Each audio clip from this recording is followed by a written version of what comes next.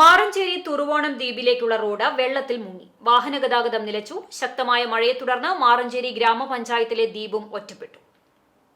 ദ്വീപിലേക്കുള്ള ഏക യാത്രാമാർഗമായ റോഡിന് മുകളിലൂടെയാണ് വെള്ളം ഒഴുകുന്നത്. മുട്ടിനൊപ്പം വെള്ളത്തിലൂടെയാണ് കാൽനട യാത്രക്കാർ സഞ്ചരിക്കുന്നത്. പൊന്നാനി കോൾ മേഖലയിൽ ശക്തമായ നീരൊഴുക്ക് രൂപപ്പെട്ടതിനെ തുടർന്നാണ് ഇത്തവണയും ദ്വീപിലേക്കുള്ള ഏക യാത്രാമാർഗമായ റോഡിൽ വെള്ളം കയറിയത്.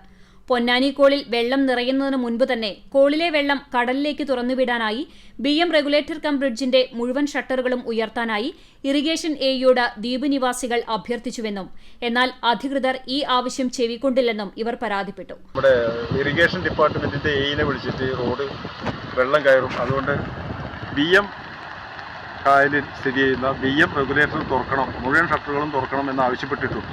അദ്ദേഹത്തിന്റെ ഒരു നിസ്സഹകരണം മൂലം അത് തുറക്കാതിരിക്കുകയാണ് ചെയ്തത്.